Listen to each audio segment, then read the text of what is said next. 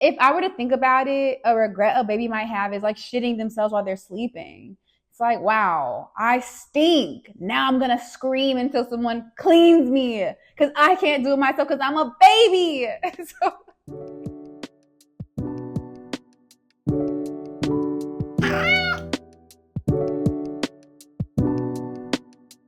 hi, hello, and welcome to the Cozy Little Book Club. I'm your host, Taylor. Thanks for joining. I'm really excited to tell y'all about this story because it honestly really reignited my love for books and reading. I'll be honest, there's been so much going on in my own life, things that are happening in the country, in the world, and I just haven't really had the bandwidth to read like I have been.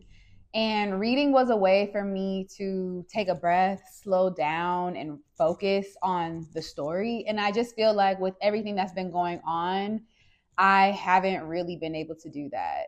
And also, it's just kind of felt like reading has been a chore for the Cozy Little Book Club. And I hate that because I made this because I have a lot of thoughts constantly. And the books that I was reading, they were interesting and I wanted to talk about them. I don't know. I just felt like I was putting a lot of pressure on myself to get it done.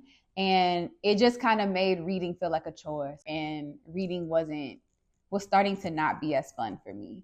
So yeah, that's sad. But I'm so glad to have read this book in particular because the story was imaginative, beautiful, hilarious, interesting, and just, yeah, like this very thought-provoking. And so, yeah, that made me want to start reading it. And I'm really excited to tell you about this book.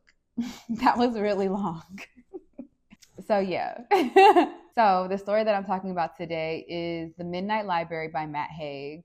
And it's actually quite ironic that the book that got me back to reading is about reading. I mean, reading to an extent, but yeah, I thought that was funny and ironic. There are a few trigger warnings to be aware of in this story, and they include depression, overdosing, and suicide. So the story is told from the perspective of Nora Seed, who is kind of a loser. That's really the only way to say it. So sorry, Nora, but she is. She's 35. She has no friends. She's estranged from her brother. She has no relationship. She really has no goals. And she's just kind of just going through life without shaking it up. And so it landed her in this very stuck place. But that wasn't always the case for Nora. At one point, she had so many directions to explore in life. She could have been a rock star. She could have been an Olympic swimmer. She could have been a wife. She just had a lot of possibilities and she just didn't take them. So after being fired from her dead-end job, her sales manager essentially fired her to set her free so that she could do bigger and better things, which is kind of crazy. Yeah, he was like, I know you're not happy here. And she was like, no, I love it. She's also British. I love it. I'm having fun. It's really nice. That's a really bad British accent. It's better sometimes, okay? But anyway, her life was sucking. So she was like, you know what? I'm finna end it all. And I'm not trying to make a joke about suicide and trying to kill yourself, but she was just really funny. And she was like, you know what? It. My cat just died. I just got fired. I'm out of here. I'm done. Retrospectro. Actually, I'm not going to tell you what she did, but basically she tried to kill herself. And in between her trying to kill herself, she was kind of in the in-between of life and death. And in that in-between, a library emerged. A library. And in that library was her old former librarian, Mrs. Elm, who basically explained to her what this library was. It was called the Midnight Library. And in this library, there were an infinite number of life stories that Nora could live. It was just quantum physics personified, really, in a imaginative way. Even though I guess quantum physics is quite imaginative anyway, because again, it's infinite possibilities. Like anything can happen, like in another life, I could be a person with dog ears. Like that's who I am. It's possible. It might be hard to believe, but it is absolutely possible. I could also have my feet here and my hands on my feet. I'm kind of taking it a little weird, but quantum physics is cool, man. I'm trying to tell you. So in this library, there's millions of books, so many books. They're going all up and down, everywhere, all around. And in these books are all the lives and all the outcomes of the decisions that Nora could have made in her life. And yeah, so Mrs. Elm is basically like her guide to kind of help her navigate through the library, essentially. But first, before she can even navigate and even really wrap her head around what the Midnight Library is and like all the outcomes she has in her life, Mrs. Elm encourages her to get into her book of regrets. And let me tell you, it is a thick book, okay? The book of regrets is literally all your life's regrets from the moment you were born, from the moment you came and expressed yourself in this world. And yeah, that was very overwhelming for her. So Miss Elm basically explains that in the Midnight Library, again, you have a plethora of life events. It's literally infinite. Life outcomes. And whatever book you read, you have the opportunity to experience that life.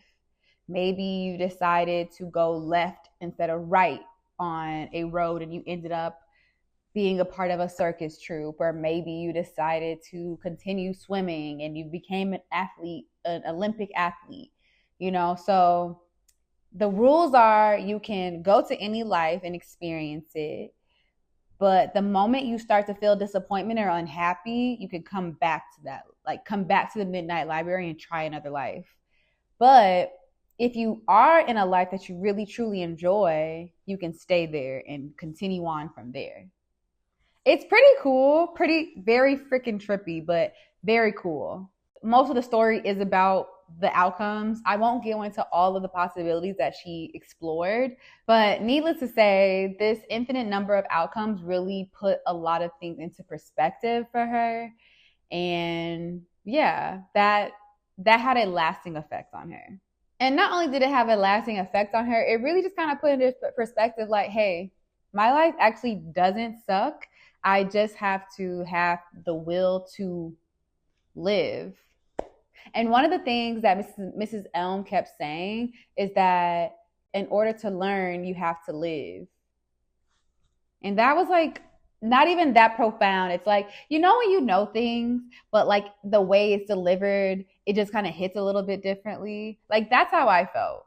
So I would say that the themes of this book are regret and acceptance, the infinite possibilities of life, and hope and resilience. I didn't dislike anything about this book, to be honest. I absolutely loved this book, not only because it like reignited my reading slump, I feel like, and it also kind of just put things into perspective for my own life.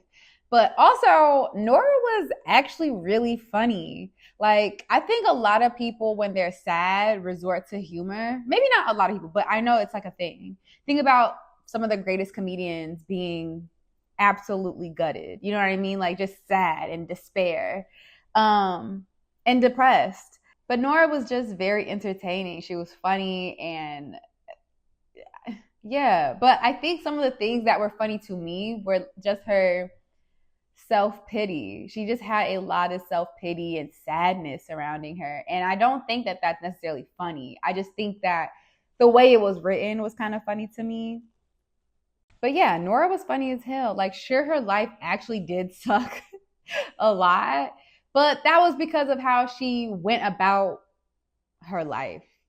I can say that I don't think that she really lived her life in the way that she could have at first, but she did a lot of things that she felt like she needed to do because she had to, But anyway, she was just entertaining. Like, when things spiral, and again, it's kind of like what you focus on. When things spiral, you're like, oh, this sucks. Now my cat's dead. Now I just got fired. I have no man. I'm not getting laid. I have no goals. My life sucks. Despair, despair, despair. But that's not all there is to life. It's hard to understand that, or not even hard to understand that. I think it's hard to lock back into that. You know what I mean? Because when you're really in those thought patterns and those thought loops, it's difficult and you're just stuck there. And it can just be tough sometimes. So I empathize with Nora. And sometimes it will suck. Things will suck. Absolutely. They will be terrible. But there's always more. Okay. And honestly, this is as much of a lesson to Nora, to whoever decides to get a message from this, as it is to me. You know, it's just good to have these reminders. I do feel like sometimes when I'm talking to people and like if they ask me for advice and I give it to them, it's like, oh, this is something I should also be aware of as well. You know, we're doing the work, okay? We're doing the work.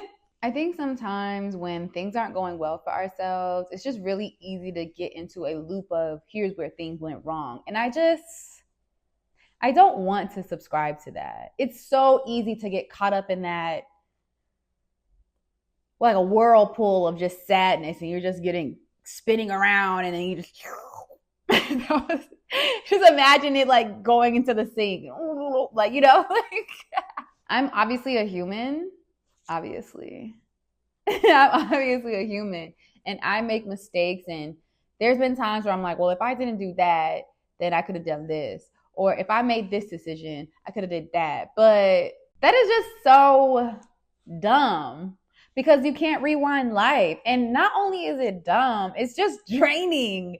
It's like, oh, if I would have gone to a different college, then my life would be way more better. I would have all these more contacts and things like that. If I would have moved to California when I was this year's old, or if I would have stayed in, you know, wherever I was, Alaska, I could have been a great fisher person, you know, whatever the outcomes are, whatever the things are. But like, who cares? Like, you didn't do that, so you got to keep moving. I got to keep on moving. But yeah, like it just feels draining to just kind of be bogged down by that. Like you made the decisions that you thought were right for you at the time, and sometimes the shit didn't pan out, and that's okay. You just got to keep on moving. Yeah. So yeah, all this shoulda, woulda, coulda, that shit doesn't matter. Okay, bitch, you're here now. Like, what are we gonna do moving forward? That's really the key. So that brings me to her book of regrets. And that book was thick. THICC, thick, heavy. Imagine reading all of the regrets that you've had in your life since the beginning that you were born. You probably didn't even know you were making regrets as a baby. If I were to think about it, a regret a baby might have is like shitting themselves while they're sleeping. It's like, wow, I stink. Now I'm going to scream until someone cleans me because I can't do it myself because I'm a baby. So I'm sure if I were to guess, that would be a regret. If I was a baby, as an adult, I'm thinking about if I was a baby, I'd be like, wow, I really wish I could have held it in until somebody was awake because now I got to wake up and shit. So.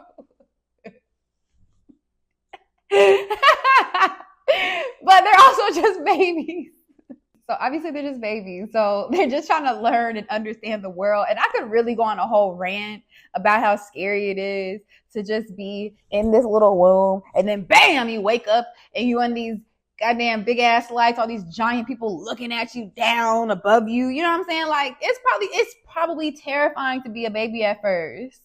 I will probably be screaming a lot too. So shout out to the babies. You know, I'm here for you and I empathize with y'all.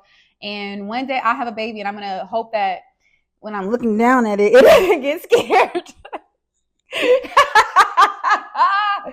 Being a baby is scary. And honestly, in reality, on one of my ayahuasca retreats, my friend, he was like, we're all babies. And honestly, we are all babies. Okay. Like, let's just give ourselves some grace. Just don't shit yourself. Because you're not a baby anymore. You're actually an adult. You're an adult baby, but like, take your ass to the bathroom. If you're a baby in a diaper, I empathize with you. I'm here with you. But if you're an adult, you know what? I'm not gonna talk about adults in diapers because there are adults in diapers and they might have something going on with them. You know what? I'm here for all of us, okay? Just take care of yourself in the best way that you can, especially the babies.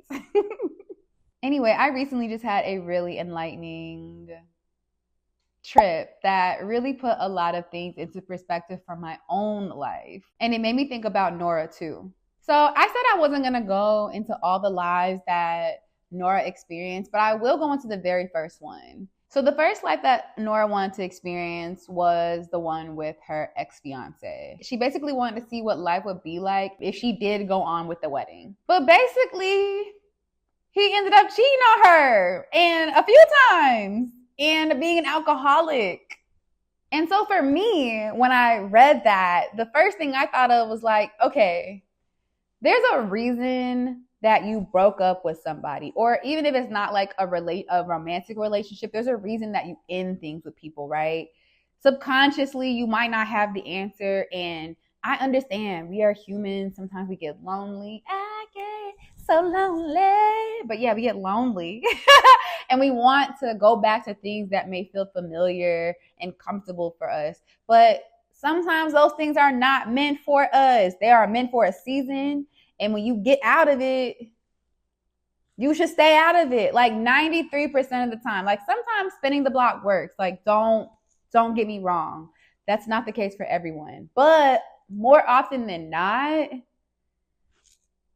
there's a reason y'all didn't work out. And there's a reason that you left. You know what I mean? I think it's something that we could all kind of check in with ourselves. So when he hit you up with that Future meme where he's like, they said the world's ending, but my world ended without you. You know, him. Like, leave that man or that woman or that person, that they, them. Leave they ass. Let it be. And again, obviously that's not the case for every single person, but it mostly is. So I digress. And honestly, that goes for outside of just romantic relationships and spinning the block in that way. There's a reason that you make the decisions that you make. Now, this is a little bit more broad because sometimes your decision making is not good. I'm just going to be the one to tell you. We have to hold people accountable, myself included. Sometimes we make decisions that are just not good for us. Or maybe they're decisions based out of fear and things like that. And that's something else you got to work on, okay? I'm not saying that every decision you're going to make is going to be great, but there was a reason you did it, whether it be like a way for protecting yourself or what you felt like you needed to protect yourself, a plethora of reasons. I don't have all the reasons. I'm just saying there's a lot of reasons. 93% of the time, do not spin the block.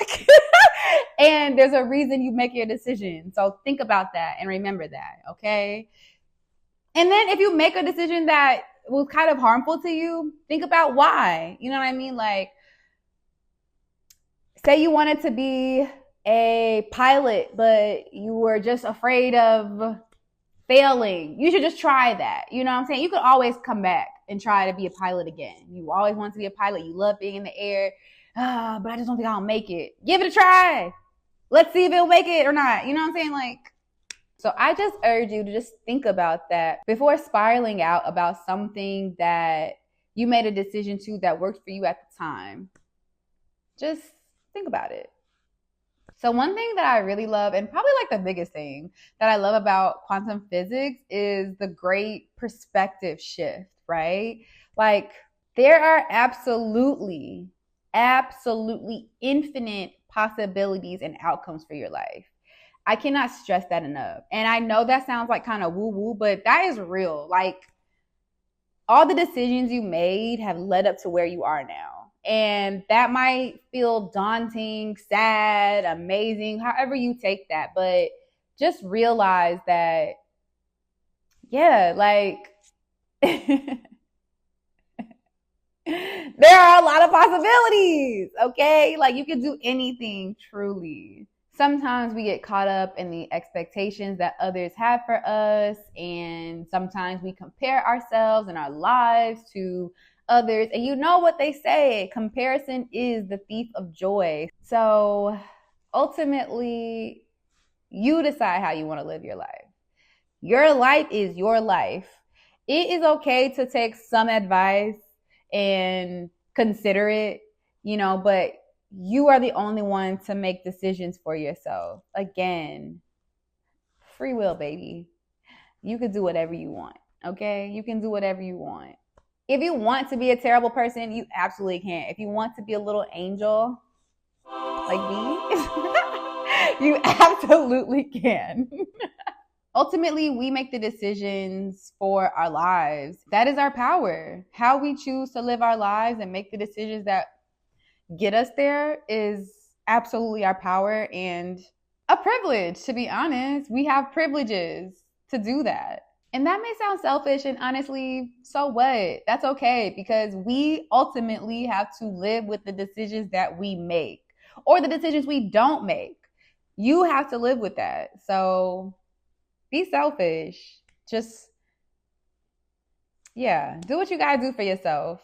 And if you're really interested in quantum physics, or at least like a general overview of it, there's a really good early 2000s movie that is on YouTube, and it's called What the Bleep Do We Know? And that really just like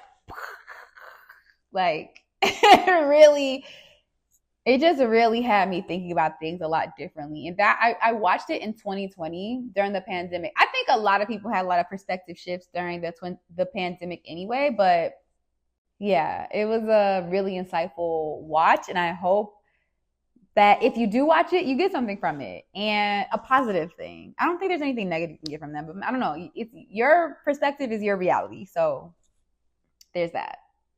So anyway, I said all that to say that Nora was bouncing from life to life, and she realized that there was no perfect life, which is like, duh, girl. Like, life isn't even fun until you go through something. Like, for real. Like, I know that sounds like there's some things you don't need to go through, but I think there's victory when you're winning something because you put in the work and you're a champion, you know what I'm saying? Or, you studied really hard and you aced these exams and now you're going to college or whatever you want to do. Now you work at NASA, whatever. There is going to be struggles and the peaks and the valleys, the ups and the downs. That's just a part of it. But yeah, like, that's life. I don't know what else to say about that. That's just a part of it. Everything is not going to be peachy. Unfortunately, I love peaches. But yeah, there are ups and downs in life, and sometimes those ups and downs feel very dramatic. But those tough times don't mean that your life sucks in total, okay? I know when you're in the middle of it, it feels like that, but that's not it. And so you just have to have the will to see the other side of it. I should note that there were a lot of philosophical quotes in there, and there were two that stood out to me the most. So let me read them. The first was, life begins on the other side of despair. And they didn't say who said that one, but that makes a lot of sense, because I think about it in the sense of, if things are going bad, right? There's only so low you can go. You can be in the pits of hell, but you can climb your way out. You have to just have the fortitude and, again, the will to want to do that. Easier said than done. Like, don't get me wrong. You're going to also trip on the way up, okay? You might slide back down a little, but you just got to have the will to fight through it. There's, again, so many possibilities that you can build yourself up from if you want to. That's the thing. It all has to do with your will, free will. Do I want to do it or do I not? Do I want to be positive and live my life and climb upwards, or do I want to just sit here and rot? It's your decision. Another quote that I really liked was from Henry David Thoreau, and it said, quote, "It's not what you look at that matters, it's what you see." So again, your life is all about perspective. And this is literally kind of like manifestation philosophically, okay? What you put your attention on is what you give power to. So if you're thinking about how my life sucks, your life is just going to keep sucking. If you think about, maybe you're not ready to be like, my life is great, maybe you're not ready there, but like, maybe you're like, oh, there are things I can do to work on myself in this meantime of this sucky time. You know what I'm saying? And then when you do that, you keep building yourself up. Life is truly how you look at it. I cannot simplify it enough. And sometimes these are things that we already know, but sometimes it's just good to kind of have it be reiterated to us and thought about a little differently. So, also, one last thing. Life can definitely be tough sometimes, and it can really beat your ass. So if you feel alone or like you don't want to be here anymore, I understand. And I don't say that to encourage suicide or suicide ideation and thoughts in any way. I'm just saying that there are times when things get really tough, and I understand wanting to give up, okay? Please don't mistake that I'm saying, hey, go for it. That's not at all what I'm saying. But I do understand that people's lives are different and varied, and there are a lot of things that can lead up to a decision like that. Okay, I do understand that. And whatever decision you want, I hope that you get the peace that you're seeking. But if you do decide to stay here and alive, there are so many cool things to experience. And if you're in the middle of this, you might not feel like that, but that's just not true. Burritos. I don't know how I feel about reincarnation per se, but I know in this life that I'm living right now, I can stuff my face with burritos and I will be very happy about that. If I'm dead, I don't know if I'll ever get to do a taco night or a burrito night. I don't know if I'll be able to do that. That's just a little too unknown for me. Okay. I really like to eat. Okay. I also really love swimming in the ocean. I am a little fish, a little mermaid, if you will. And again, I don't know a lot about reincarnation, but let's say I did get reincarnated into a rock and someone throws my ass in the water and I'm just sinking to the bottom of the ocean. I don't think that'll be as fun as me being willing to freely swim in the ocean and float and enjoy that. And again, the burritos, there's so much to experience in this life. And I do think that sometimes when people feel like they want to give up, it feels like you have so much pain that you just can't go on anymore. But I do urge you to just consider all the things you can do, the things there has to be something that you love to do that you would be really devastated to not be able to do anymore, So again, this isn't a lecture, and I'm not saying to do it or not do it. I'm just saying I understand, but to remember, burritos, swimming, cats, dogs, dancing. I don't know if I can dance when I'm dead, so I'm just trying to dance as much as I can now. Even at your lowest, and I'm telling you, at your lowest, there's still so much to experience and joy to have. So much fun.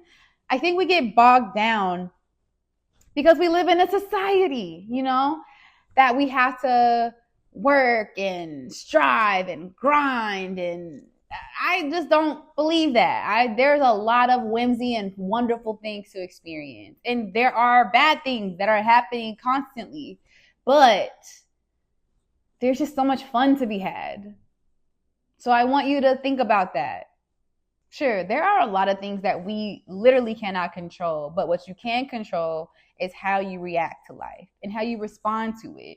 What are your next steps when things happen to you? How do you press forward or not? Again, I'm in no way trying to lecture you or sway you to go one way or the other. You're going to do what works best for you. And I understand that. I know there's a lot going on, especially in America, but I want to say that this is not over yet. And word to Jadakiss, we gon' make it. We gon' make it. We gon' make it. We gon' make it. Nah, but for real, there's so much to explore and enjoy. And good music! Oh my God. Like, you would be, being dead, I cannot guarantee that you're going to be able to listen to music, bro. Yeah, I love it too much. So there's that. I'm going to enjoy it as much as I can. Period. So I obviously absolutely love this book. And it was the book reset that I really needed. I didn't know I needed it, but I did need it. And I'm super thankful. Big shout out to Matt Haig. And you know what? Shout out to imagination. Okay? Imagination is probably one of the biggest and most important things in the world. All this stuff around us, these clothes, all of this. Well, maybe not the flowers. We didn't imagine that. We didn't imagine that. Well, actually, yes. You know, sometimes people be GMO and flowers and whatever, but you know, all this stuff that we have, this tangible things, these earrings, you know, that was someone's imagination and it was just brought to life. Just shout out to imagination and Matt Haig. So needless to say, I'm going to give this book a 6 out of 5. It is more than well deserved. Thank you, imagination. Thank you, Matt Haig. I'm grateful to you. Thank you. It was everything I needed and more. And I hope that y'all enjoy this book. And that wraps up another episode of the Cozy Little Book Club. Yes, thank you so much for tuning in. If you've made it to the end, please leave a little stack of book emoji or any other emoji that you see fit and let me know what you thought about this book. It is phenomenal. Phenomenal. Phenomenal. It was. And be sure to hit that subscribe button and that notification bell because we, as in Boo and I, who is again sleeping, will be dropping a new book review every time I finish a book, okay? I'm not going to give myself these time parameters of every week. You know, I think that was one of the things that really just made reading not fun for me. In this society, they constantly want us to work. They constantly want us to produce. They constantly want us to rise and grind. I do not want to live like that. Reading is supposed to be fun. And I feel like because I've been rushing to write a review, read a book, write a review, edit the shit, and put it up on here every week, it has definitely taken the joy out of it. So I'm going to give myself grace, and I hope that you guys are okay and will also give me grace that I will be dropping these book reviews when I finish the book and in no rush because I'm not a speed reader. Sometimes I got to read stuff back over again, or sometimes that shit really hits and I got to just ponder about it. Like, can we just all take some time to ponder? Like, what's wrong with that? I'm really trying to be like the thinker. You feel me? So that's what I wanted to tell y'all. The frequency of the book club is changing a little bit, but don't worry. I still got books for y'all and I'm really excited. And yeah, this book, shout out to the book again because it really kind of put it back together. So thank you. And I appreciate your patience and your grace. Thank you. And also, whatever you're doing in your life, give yourself grace too. So thank you again for tuning in. I hope y'all have a lovely day. And remember, when you open a book, you open your mind. Until next time, peace. We gon' make it. We gon' make it. We gon' make it. We gon' make it. Jada, kisses you.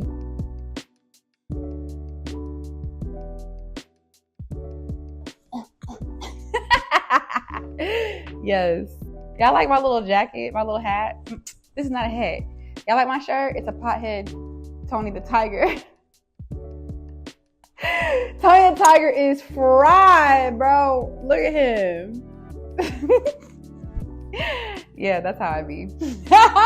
Peace.